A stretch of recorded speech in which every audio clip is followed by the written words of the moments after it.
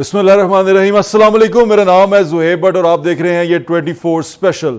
आज मैं गली में फिर रहा था और लोगों से बातचीत कर रहा था। हम पूछ रहे थे कि इलेक्शन में वोटिंग कैसे करते हैं, इलेक्शन में वो जब वोट डालने जाते हैं तो अपने नुमाइंदे में क्या खसूसियात देखते हैं।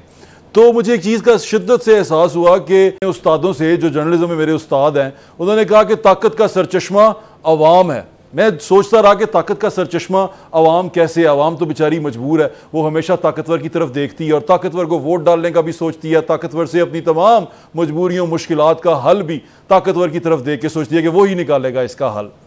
फिर जो इलेक्शन करीब आते हैं तो मुझे पता चलता है कि वाकई यार ये तो ताकत का सरचश्मा बिल्कुल अवाम है। यानी कि ये तमाम ताकतवर लोग अब जब अपनी सीटों से उतरते हैं, दोबारा वो सीटें पाने के लिए इनकी कोशिश होती है कि किसी ना किसी तरह अवाम का दिल लुभाएं, कोई ना कोई बात करें, आपकी गली बनाएंगे, पीने का साफ पानी देंगे, बच्चों को नौकरियां देंगे और पता नहीं क्या क्या, और हमारे साथ पता नहीं क्या जुल्म हुआ, मजलूम बन जाते हैं और कहते हैं हमें वोट डालें, हम आपके वोट के असल हकदार हैं।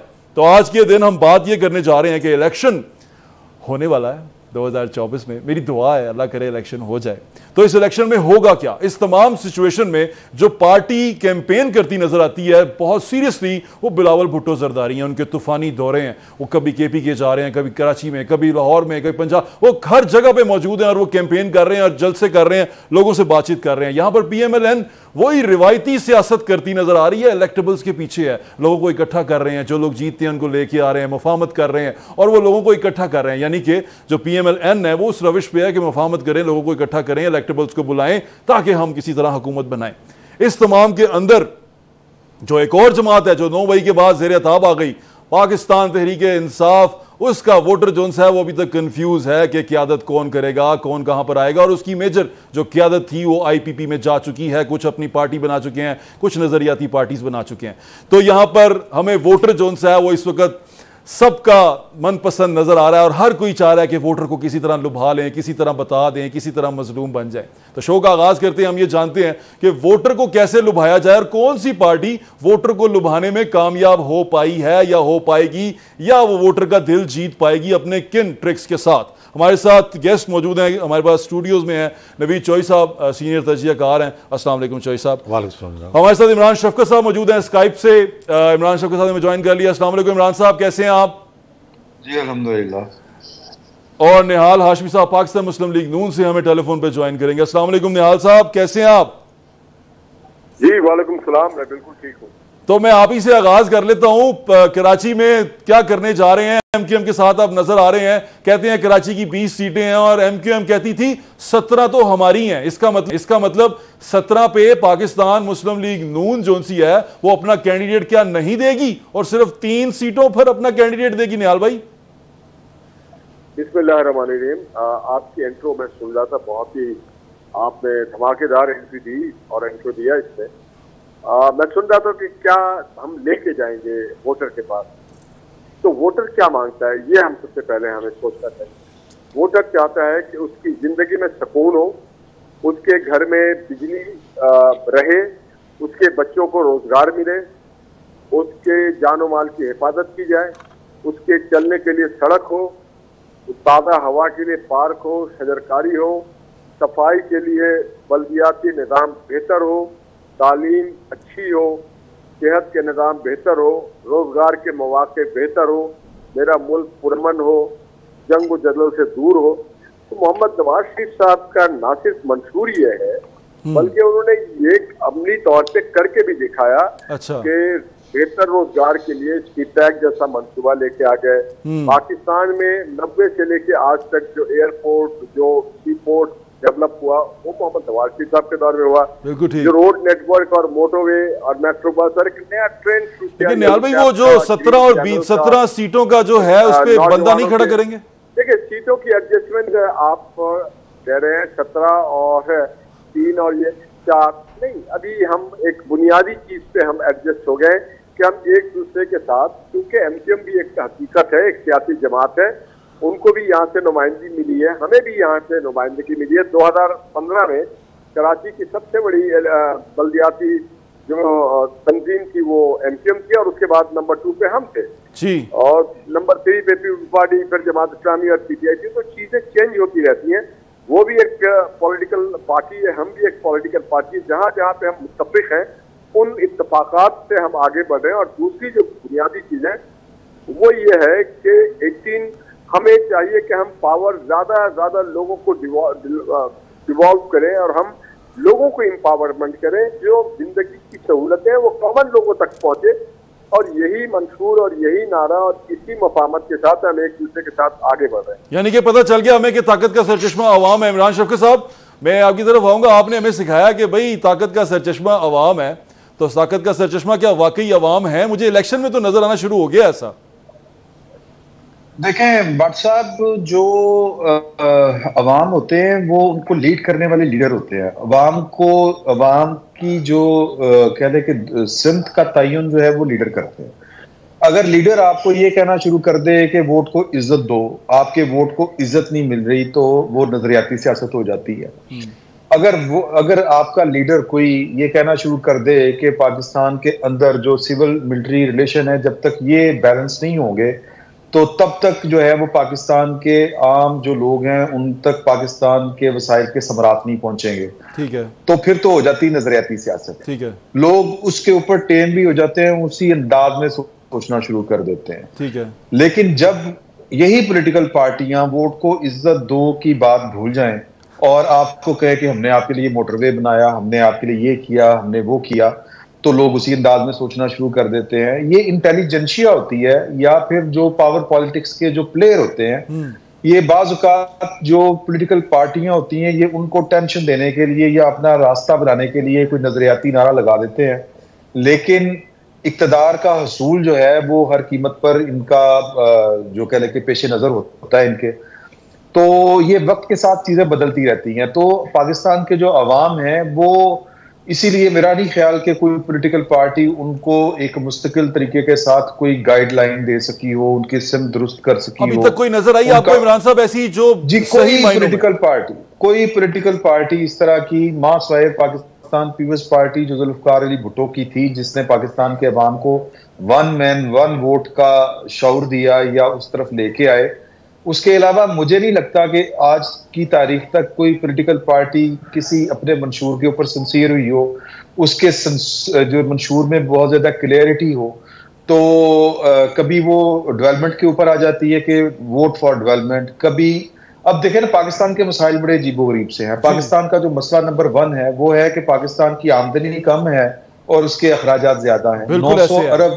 900 अरब जो महसूलात हैं पाकिस्तान के, उसमें से एक अंदाजे के मुताबिक 700 अरब तो आपका जो सूद की अदायगी है उसमें चला जाता है। अब पाकिस्तान के अवाम अगर कोई दुरुस्त अंदाज में सोचें या कोई पॉलिटिकल पार्टी पाकिस्तान के अवाम को इस लाइन पर सोचने पर मजबूर करे कि ये कर्जे सारे के सारे किधर गए। पाकिस्तान के अवाम के हिस्से में एक मोटरवे आया, एक एटम बम आया, कुछ एयरपोर्ट्स आए, एक एयरलाइन आई, एक स्टील मिल आई। इसके अलावा 75 साल से पाकिस्तान के अवाम के हिस्से में क्या आया? कुछ भी नहीं आया, कुछ नहीं। तो लोग जो हैं अगर उनको आप सोचने पर मजबूर करेंगे, कोई पॉलिटिकल पार्टी के इस अंदाज से वो लोगों को सोचने पर कहे, आमादा करे कि ये आपके साथ ज्यादती हो रही है, आपके वसाइल के ऊपर काबिज कोई और है, तो फिर कोई बात शायद बन सकती है। अदरवाइज के जी हम मोटरवे बना देंगे, कर्ज लेके बनाएंगे। बिल्कुल ठीक है इमरान साहब। नई चॉइस साहब हमारे साथ मौजूद है। नई चॉइस साहब, ये बात तो चल पड़ी है कि अवाम को कैसे राम करें, मतलब किस तरह बताएं कि हमें वोट डाल दो तुम, हमने ये किया वो किया। जैसे इमरान शफकत साहब ने अभी कहा कि जो असल चीज है, जो इनका हक है, जो अवाम को चाहिए देना और जो सियासतदान को देना चाहिए पावर में आने के बाद, वो हर वक्त नहीं दे पाते, डिलीवर नहीं कर पाए, मोस्ट सी पार्टीज नहीं डिलीवर कर पाई। तो फिर ये किस मुंह से दोबारा जाएंगे और जाके उन्हें कहेंगे कि हमें वोट डालो? देखें, आपको जो ग्राउंड मिलती है उसके अंदर रह के आपने खेलना है। जी ठीक है। ये मुमकिन नहीं है कि आप ग्राउंड के बाहर जाएं और कहें कि मैं गोल कर दूंगा। अब उस ग्राउंड में आपको स्पेस कितनी मिल रही है? क्या मैं पाकिस्तान से लेकर अब तक जो भी हुकूमत आती है वो असल हुकूमत में थोड़ा सा शेयर लेती है, ठीक है, फिर कुछ करने की कोशिश करती है। जब आपने ज़्यादा बड़ा करना हो, मैं आपको एक मिसाल देता हूँ। जी। अगर भारत से हम तिजारत खोल देते हैं तो उसका फ़ायदा कितना होगा? मैं आपको गैर सियासी बंदे की बात बताता हूँ। मियां मंशा साहब से एक सीटिंग हो रही थी, वो कह रहे थे, 7-8 साल पुरानी बात है, कि अगर आप इंडिया से तिजारत खोल दें तो लाहौर के अंदर आपको 1 साल के अंदर 4 5 स्टार नए होटल बनाने पड़ेंगे। दुश्मन से सियासत तिजारत करवाएंगे हमारी? नहीं होती, देखिए, लेकिन हमने तो ये सुना, कारोबार हमने तो इमरान साहब ने ये बताया कि दुश्मन है। बात यह है कि इंडिया और चीन की जंग हुई थी कि नहीं हुई थी बासठ में? क्या हुआ? ऐसी इंडिया ये कहता है कि हमारे इलाके पर चीन काबिज है, कहता कि नहीं कहता? बिल्कुल ठीक है। हर तरह का डिस्प्यूट है। ऐसे ही और तजारत कितनी है? $100 अरब के लगभग तजारत और बढ़ती जा रही है। मेरे ख्याल से नवाज शरीफ साहब ये कह रहे थे कि तजारत करें, लेकिन नवाज शरीफ साहब ने तो कहा, बाद में जनरल बाजवा ने भी कहा। ठीक है, उनका जो बयान था आपको याद होना चाहिए, उन्होंने कहा कि दानिशर भी थे ना बहुत बड़े, जी ऐसे ही है, बहुत बड़े दानिशर इंटेलेक्चुअल, इसमें कुछ शक। उन्होंने कहा कि ममालिक नहीं खित्ते तरक्की करते हैं। बिल्कुल ऐसे। इसका मतलब क्या था कि इंडिया से तजारत खोलो। वो जनरल मुशर्रफ जिन्होंने कारगिल का मिसएडवेंचर किया, जी बिल्कुल ऐसे, और पाकिस्तान को बहुत खराब कराया उन्होंने, अल्लाह ताला उनकी मगन फरमाए, आमीन आमीन, अच्छी जगह पे। उनकी हालत ये थी कि पहले जब वाजपेयी साहब आए तो यहाँ धरने करा दिए, दंगे करा दिए, सफीरों की गाड़ियां तोड़ी, और खुद जब उनकी हुकूमत आई तो वाजपेयी साहब के घुटने छूने के लिए भाग गए। ये बड़ी अहम बात है।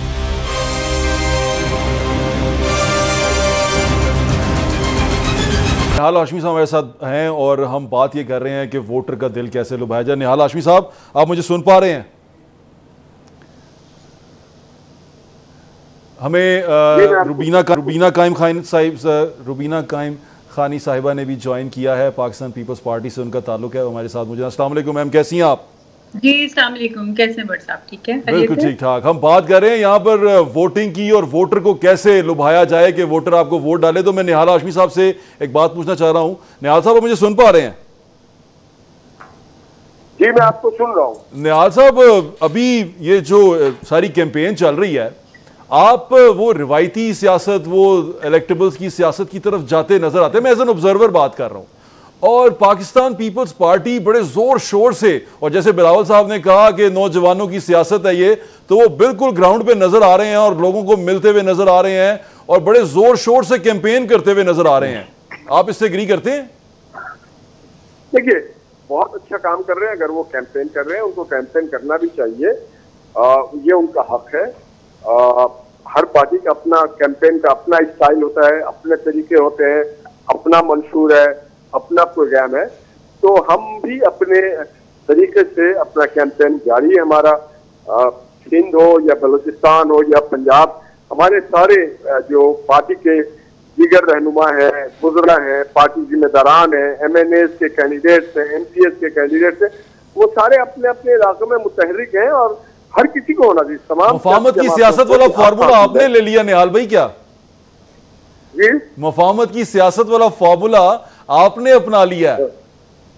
नहीं, मुफाहमत के साथ हम सारी चीज कर रहे हैं। देखिए, पाकिस्तान अब ऐसे कॉर्नर पे खड़ा है जहाँ पे हम सबको मिलके, पार्लिमान को मिलके, सियासी जमातों को मिलके, अकाबरीन को मिलके मसले का हल निकालना है। हम लड़ के हमने सीखा नहीं है शायद कुछ, हमें सीखना चाहिए और पाकिस्तान के अवाम को हम सुकून दें, उनको रिलीफ दें।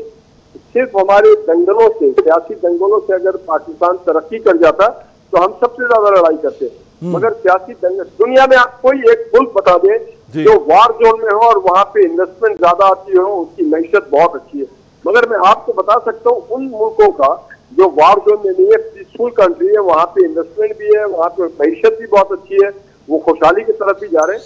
तो हम भी चाहते हैं कि पाकिस्तान के लोगों का ये हक है, उनका मुकद्दर है कि हम उनको खुशहाली की तरफ लेके जाएं, उनको रोजगार दें, बेहतर उनके किसानों के लिए हम बात करें, नौजवानों के लिए बात करें।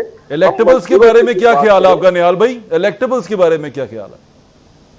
देखिए, जो भी इलेक्शन जीतता है, हर पार्टी, पीपल्स पार्टी भी हो या MQM हो या JUI, जो भी अच्छे कैंडिडेट उसके मुताबिक होते हैं वो उसको टिकट देते हैं। हर कोई जीतने के लिए इलेक्शन लड़ता है। तो आप इलेक्टेबल्स के साथ कंफर्टेबल हैं, चाहे वो किसी भी पार्टी से आ जाएं? और इलेक्शन लड़ाई इसलिए जाता है कि आप जीत करके इक़्तिदार में अपने मंशूर पे अमल पैरा हो सकें। आप कंफर्टेबल हैं कि वो किसी भी पार्टी से आपके पास आ जाएं इलेक्टेबल्स? आप इस बात से कंफर्टेबल हैं? नहीं, किसी भी पार्टी का नहीं, बात किसी भी पार्टी की नहीं है।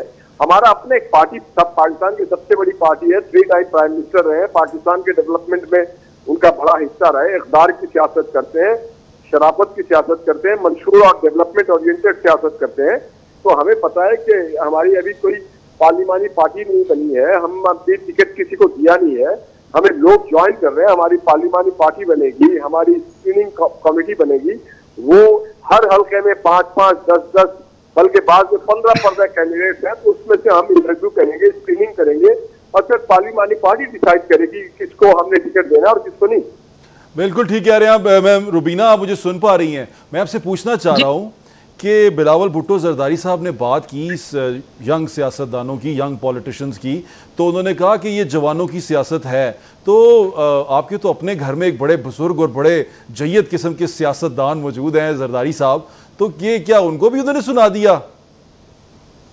देखिए, उनका कहने का मकसद ये नहीं था कि किसी की उम्रों से और वो जो है उनका मतलब वो कितने उनकी एज हो गई है उस तरफ इशारा नहीं था, बल्कि उस तरफ इशारा था कि जिन्होंने माजी में अगर कुछ डिलीवर किया है और जो सियासतदान जो पुराने कई बार जो है वो आते हैं लेकिन उन्होंने काम कुछ भी नहीं किया होता और फिर भी जो है दोबारा अवाम के पास जाते हैं वोट मांगने के लिए। और आप देखें कि बहुत सारी चीज़ें, खासतौर पर अगर पाकिस्तान पीपल्स पार्टी की हम बात करते हैं तो यहाँ पर आपको जो है यहाँ का लीडर भी और यहाँ का वर्कर भी पाकिस्तान में ही हर कुर्बानी के लिए जो है पाकिस्तान के लोगों के लिए वो हाजिर होता है। और आप देखें कि केसेस का सामना हमने भी किया, हमने भी जेलें काटी, और आसिफ अली जरदारी साहब ने तो मैं समझती हूँ कि 14 साल 6 महीने जो है लंबा अर्सा।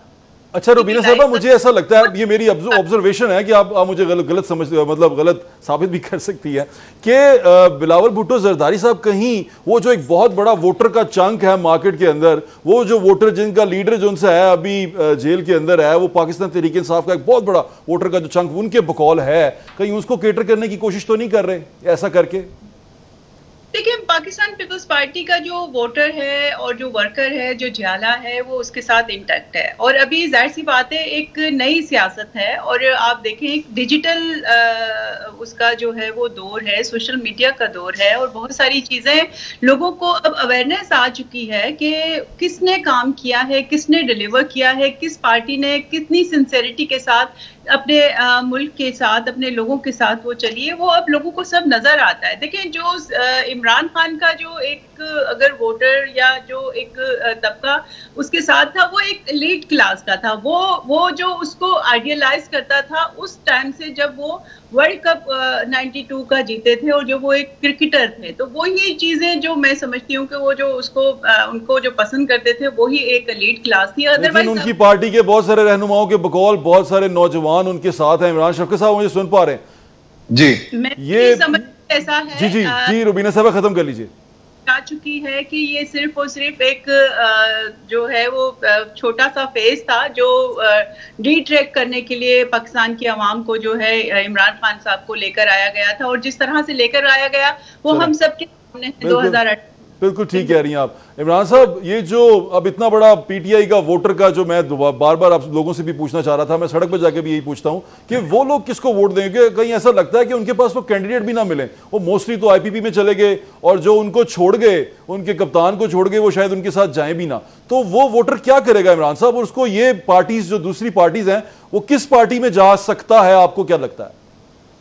देखें, बात यह है कि हमें जरा थोड़ा सा माजी की तरफ देखना चाहिए कि पाकिस्तान तहरीक इंसाफ जो थी वो बनी कैसे थी या उसको प्रमोट किस तरह किया गया था, और इतनी प्रोजेक्शन के बावजूद वो सादा अक्सरियत नहीं ले सके थे। जी ऐसे ही। और जो सादा अक्सरियत ना लेने की के एक और भी इसका एक हवाला ये है कि हर तरह के इलेक्टेबल्स को मिला के भी वो सादा अक्सरियत नहीं ले सके थे। जी ऐसे। तो मैं ये समझता हूं कि चूंकि पिछली गवर्नमेंट जो थी वो वोट ऑफ नो कॉन्फिडेंस के जरिए जो आई थी, उसका कह लें कि जो 14 माह की कारकर्दगी है या 16 माह की, वो उसकी वजह से एक अनरेस्ट बहरहाल लोगों के अंदर है। लेकिन जब वोट डालने की बारी आती है तो जो लोग जिस पार्टी के साथ जुड़े होते हैं और जो नजरियाती तौर के ऊपर जुड़े होते हैं, वो एंड पे फैसला उनसे बड़ा मुश्किल होता है कि किसी और के ऊपर जाके वो ठप्पा लगाएं। वक्ती गुस्सा होता है, इसमें भी कोई शक वाली बात नहीं है। तो बहुत बड़ा, जिसको हमें यूं लगता है कि जब बात की जाती है कि जी के एक बहुत पीटीआई का वोटर किधर जाएगा, तो पीटीआई का वोटर जहां से आया था वहीं जाएगा। पीटीआई का वोटर तो हाँक के लाया गया था। अच्छा, उधर से इलेक्टेबल्स इकट्ठे कर लें, इधर से वो जो कहा जाता है कि एक नौजवान तबका उनके साथ है, वो कैसे आप उसको सोच रहे हैं कि वो इनकी अच्छा नहीं, मुझे ये बताएं, पाकिस्तान पीपल्स पार्टी में सारे बूढ़े हैं। पाकिस्तान मुस्लिम लीग नून का जो वोटर है वो सारे का सारा 70 साल से ऊपर है। ये हमारे अंदाजे हैं, हमें बस यूं लग रहा है, ऐसी बात नहीं है। पाकिस्तान मुस्लिम लीग नून अगर आज देखें वो खुद क्या लगता है किसके पास जा सकता है पीटीआई का वोटर, कौन सी जमात उसके लिए फिजिबल होगी? मुझे पूछ रहे हैं आप? जी मैं आपसे पूछ रहा हूं, इमरान साहब आपसे पूछ रहा हूं। सर जी वो जिधर से आए हैं उधर ही जाएंगे। किधर से आए ना, बोले ना। पाकिस्तान पीपल्स पार्टी से ज्यादातर आए थे वो लोग। ओके, ये एंटी नवाज वोट था जी, ऐसे एंटी नवाज। और पाकिस्तान पीपल्स पार्टी पंजाब में उस तरह से वो टफ टाइम नहीं दे सकी थी। मुकमका की सियासत इमरान खान साहब ने उसको नाम दिया था, ठीक है। तो मोस्टली तो वोटर जो है वो अब देखें इसमें थोड़ी सी ना एक जो इलेक्शन डे होता है और जो इंतखाबी सियासत होती है ये इसकी अपने डायनामिक्स होते हैं, इसके मैकेनिक्स अपने होते हैं। नहीं हवा किसकी है? हवा तो फिर नवाज शरीफ की बन रही है। हाँ। बिलावल साहब नवाज शरीफ की हवा बना रहे हैं कि जी के वो कहते हैं कि गेम सेट हो गई है। हाँ। और नवाज शरीफ साहब आज मोटर वो गाड़ी चला रहे थे अपनी, वो बेगम को याद कर रहे थे मरी रोड के ऊपर, वो ऐसी है, साथ में ड्राइव कर रहे थे, बड़ा अच्छा लग रहा था। ठीक है ना। बात ये है कि नवाज शरीफ को तो उनके मुखालफिन बना रहे हैं, उनकी हवा तो नवाज शरीफ के मुखालफिन बनाए जा रहे हैं। अब देखें बात एक और आखिरी बात में आपसे करूं। ये जो पंजाब है ना, पंजाब ये बड़ा जालिम वोटर है। पंजाब का वोटर देखता है कि हुकूमत किसकी बनने वाली है। देखिए नवाज शरीफ साहब जब जेरे अताब थे तो सर्विसेज हॉस्पिटल के बाहर कोई 100 बंदा भी नहीं होता था। ये मैं नहीं कह रहा, ख्वाजा आसिफ साहब कहते हैं। मैं देख चुका हूं जी, मैं लाइव विटनेस। ठीक है, अब नवाज शरीफ साहब वापस आए हैं तो मीनार पाकिस्तान भर गया था। हाँ। क्यों? इसलिए कि पंजाब के वोटर ने कहा कि नवाज शरीफ की तो सेटिंग हो गई होती है, हवा चल पई, नवाज शरीफ साहब के तो मामला ठीक हो गए, हवा चल गई। चलो नवाज शरीफ के साथ चलो। ये इंतखाबी सियासत बड़ी बेरहम है। मैं इमरान साहब मैं दोबारा आपके पास आ रहा हूं। चोई साहब हवा चल गई। देखें अगर हम जमीनी कायका ज्यादा लें तो ग्राउंड पर इस वक्त मुस्लिम लीग नून ही है। हवा चल गई। देखिए सारे इलेक्टेबल उसका रुख कर रहे हैं। चोई साहब बताएं ना, हवा चल गई? हवा चल गई है, चल गई है। ये हवा चलाई गई है या नेचुरली चली? देखें बात ये है कि बिलावल साहब से पूछे किससे? हाँ, फैक्टर दो हैं, बिलावल साहब से पूछे ना। ठीक, फैक्टर इसमें दो हैं। एक तो अगर वो कहते हैं कि मैंने ये काम पाकिस्तान में किया तो उनका मादी वजूद है। ठीक है ना, ठीक है। मोटरवे से लेकर एयरपोर्ट तक, सी पैक तक, ये मादी वजूद है ना उनका, नजर आ रहा है जी। ठीक है। फिर 2016 में जिस तरह मुल्क के मामला सारे सीधे हो गए थे, माशी मामला आपके सामने था, IMF को हमने गुड बाय भी कह दिया था ये चीजें। और दूसरा इसका पहलू ये है कि अगर वो आप अज्यूम करते हैं कि लाए गए हैं, यार मजबूरी को लेके आए हैं। अच्छा, यानी कि जिस बंदे को आपने 3 मरतबा निकाला है, पहले मिलिट्री ने निकाला था ना, यानी कि जो फेयरवेल पार्टी दी थी जिन्होंने, उन्होंने वेलकम पार्टी दी है। पता है कि ये जो मैकेनिक है इसके बगैर गाड़ी दुरुस्त नहीं हो सकती, ये आएंगे तो ठीक करेंगे, फिर काम चलेगा। इमरान साहब इसका मतलब जिसने फेयरवेल पार्टी दी थी उन्होंने वेलकम पार्टी दी है, वो एक फैक्टर है। ये हमें ना बेसिकली अब सोच लेना चाहिए हमने इस मुल्क के साथ करना क्या है। हाँ, असल बात तो ये है। तो जो चोई साहब बात कह रहे हैं वो ठीक बात है।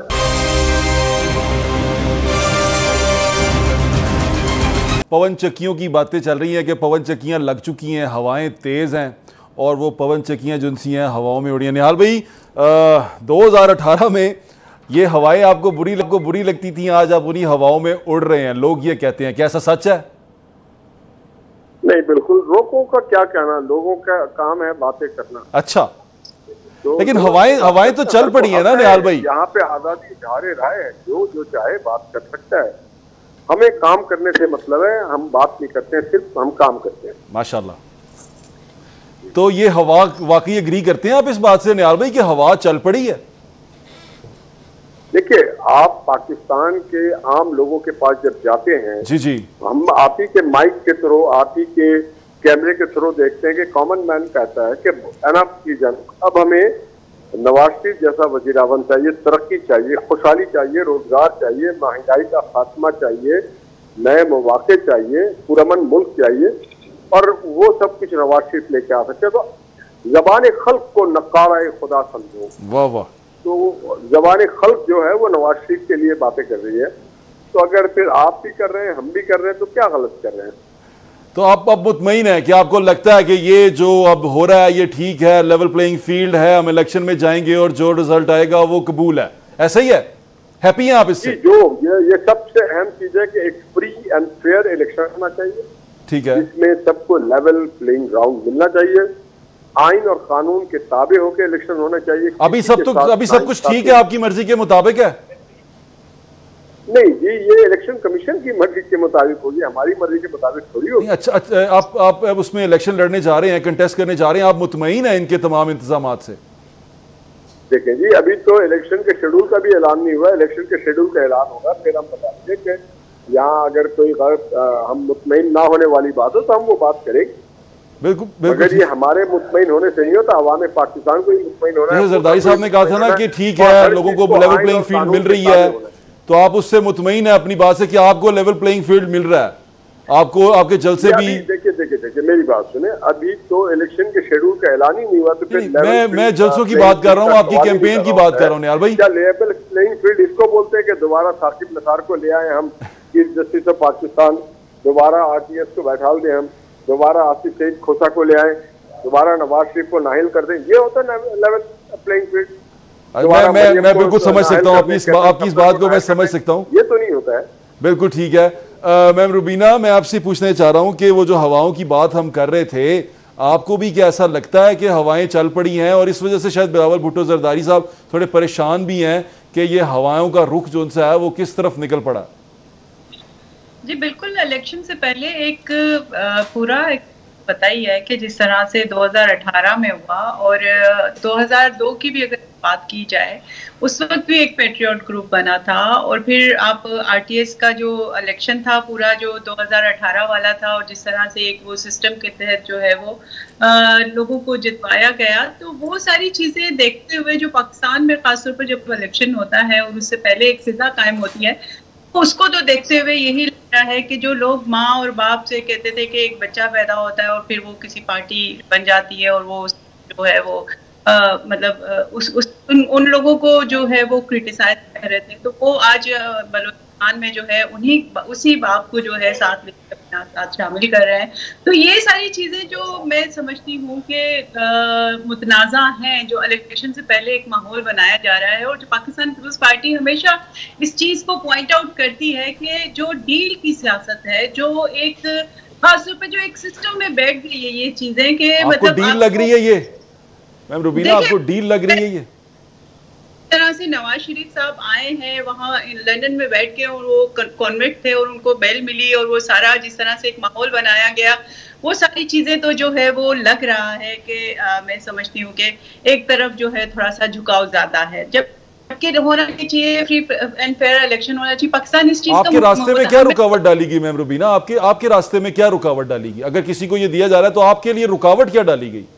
हमें तो देखिए, हम तो बार बार जा रहे हैं, हमेशा अपनी आवाम के पास जाते हैं, जिस तरह से आपने चेयरमैन बिलावल भुट्टो साहब के जलसे देखे हैं, लोगों का मजमा देखा है, वोटर्स उनके साथ हैं, तो रुकावट तो कोई ना हुई आपके रास्ते में, कोई रुकावट नहीं हुई।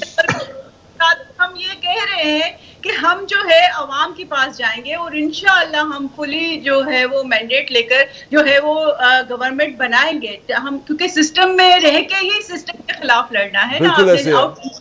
इसका मतलब रुकावट कोई नहीं है आपके रास्ते में मैम रुबीना, ऐसा कुछ नहीं है कि आपके उम्मीदवार को पकड़ा जाए, आपकी कॉर्नर मीटिंग्स को तबाह किया जाए, ऐसा कुछ नहीं हो रहा जी। आपके किसी लीडर को पकड़ा जाए, आपके किसी कॉर्नर मीटिंग को तबाह किया जाए, पुलिस की रेडें, ऐसा कुछ नहीं हो रहा आपके साथ, है ना? देखिए होता रहा है ना, हमें लेकिन अभी तो नहीं है। साथ मुकाबला किया है, सीपेक की भी कोई भाई कह रहे थे, सीपेक का जो है नवाज शरीफ साहब को दे रहे थे, मोटरवे का तो दे, लेकिन जो पाकिस्तान पीपल्स पार्टी ने काम किए उनका क्रेडिट जो है पाकिस्तान पीपल्स पार्टी को ही मिलना चाहिए। सीपेक जो है आसिफ अली जरदारी साहब जो है 14 से 15 जो है वो उन्होंने चाइना के विजिट्स किए, वहां पे वो मैच्योर हुआ, वो सारा यहाँ, और फिर वही हमने उसके साथ जो किया सारी चीजें, जो क्रेडिट जिसका है, लेवल प्लेइंग फील्ड तो है ना। जरदारी साहब ने भी कहा था ठीक है सब लोग इलेक्शन में जाएं, अच्छे होंगे, ऐसा तो है ना? की है, डिलीवरेंस की है, और हम आगे भी हमारे पास प्रोग्राम्स हैं कि हम जो है वो एक फुली एक इक्तिसादी जो है वो मंसूबा लेकर आएंगे, जिसमें नौजवानों को, गरीबों को जो है वो बिल्कुल ठीक है, मेरी नेक तमन्नाएं आपके साथ है। इमरान साहब जी जो है हम हमारे पास हैं और लोग हमारे साथ यही इसी वजह से हैं, और इंशाल्लाह हम मैंडेट लेके लोगों का दिल जीत के वोट जीत के, हमारी दुआ है कि इलेक्शन हो और मे द बेस्ट मैन विन। तो इमरान साहब अभी एक और चीज बड़ी अहम है, सवाल में जाते जाते मेरे ज़हन में आ गया कि ये IPP भी एक जमात है, इस्तेहकाम पाकिस्तान पार्टी है, वो इस्तेहकाम पाकिस्तान पार्टी कहाँ खड़ी है? वो तो मेरे ख्याल से लोग वहाँ ये भी सोच रहे हैं कि हम पंजाब में हुकूमत बना लेंगे और CM भी हमारा होगा और वो जो तमाम वोटर है पाकिस्तान तहरीक इंसाफ का वो IPP में आ जाएगा, ऐसा है? देखें भट्ट साहब, जो सवाल आपने रुबीना बीबी से किया है ना, हाँ। कि आपके रास्ते में रुकावट तो नहीं कोई डाली जा रही, वो जो चीख रहे हैं ना लेवल प्लेइंग फील्ड, और जो सवाल फिर आपने किया कि जी नवाज शरीफ के लिए तो सारा कुछ है लेकिन आपके लिए भी रुकावट नहीं डाली जा रही, ये आपका जो सवाल है ना IPP वाला, ये है वो रुकावट जिसका रुबीना बीबी ने जिक्र नहीं किया। क्या ये रुकावट खड़ी की गई है पाकिस्तान पीपल्स पार्टी के रास्ते में। अच्छा। और ये जी क्योंकि ये सारे लोग जो थे ये रास्ते ढूंढ रहे थे और ये पाकिस्तान पीपल्स पार्टी का ये गुमान था, और हम जैसे जो पॉलिटिकल कमेंटेटर हैं और हमें भी लग रहा था कि ये शायद इनका ठिकाना पाकिस्तान पीपल्स पार्टी होगा। जी। लेकिन पाकिस्तान के अंदर जो है वो जब अगर किसी को लाना हो तो फिर जरूरी पंजाब महाज किसी पार्टी में जम कर दिया जाता है। ठीक है। अब अगर किसी का रास्ता रोकना हो तो फिर उसके रास्ते में रुकावट यूं खड़ी की जाती है कि एक नई पार्टी बना दी जाती है। ठीक है। तो ये है वो रुकावट, ये है वो लेवल प्लेइंग फील्ड, ये है वो जिसको हम पॉलिटिकल इंजीनियरिंग कहते होते हैं। इमरान साहब, इससे एक कदम आगे बताएं कि PTI के जो वोटर हैं वो जाएंगे इनके पास जो सोचा गया, इनके पास IPP के पास? वो तो एक IPP के पास जाते हैं या नहीं जाते वो तो शख्सियात की पार्टी है ना, उसमें तो अवाम देखें जो होता है ना, ये इलेक्शन डे या जो इंतखाबी सियासत होती है, इसके 2-3 एलिमेंट्स होते हैं। एक के पार्टी का वोट कितना है, थोड़ा सा कॉम्बिनेशन एक होता है कि उस शख्सियत का अपना वोट कितना है, तीसरा ये होता है कि वो जात बरादरी का वोट उसको कितना पड़ता है। जी इमरान साहब, हमारे वक्त कम है, इमरान साहब हमारे वक्त कम है, तो मैं चौधरी साहब से भी एक क्विक आंसर लेना चाह रहा था कि IPP क्या वाकई रुकावट है PPP के रास्ते में? देखिए, रुकावट इस सेंस में आप कह सकते हैं कि पॉलिटिकल असेसमेंट होती है। जी ठीक है। तो जरदारी साहब बहुत ज़हीन फतीन सियासतदान है, मैच्योर सियासतदान है। उन्होंने अपने तौर पर ये अस्यूम कर लिया कि बाप पार्टी और PTI के जो मुनरफीन हैं वो पीपल्स पार्टी में आ जाएंगे। बिल्कुल ठीक तो कह रहे हैं, नहीं है बात। बिल्कुल ठीक है। मेरी लोगों से भी दरखास्त यही है कि जब इलेक्शन डे आए तो वोट डालने जरूर जाइएगा, अपना गुस्सा जाके बैलेट बॉक्स पे निकालिएगा और वहां जाके बताइएगा कि आपको कौन सा लीडर चाहिए। ये आपका हक है और अपना हक और अपनी ताकत जरूर इस्तेमाल कीजिएगा। मजा इंशाल्लाह फिर मुलाकात होगी। अल्लाह हाफिज। पाकिस्तान जिंदाबाद।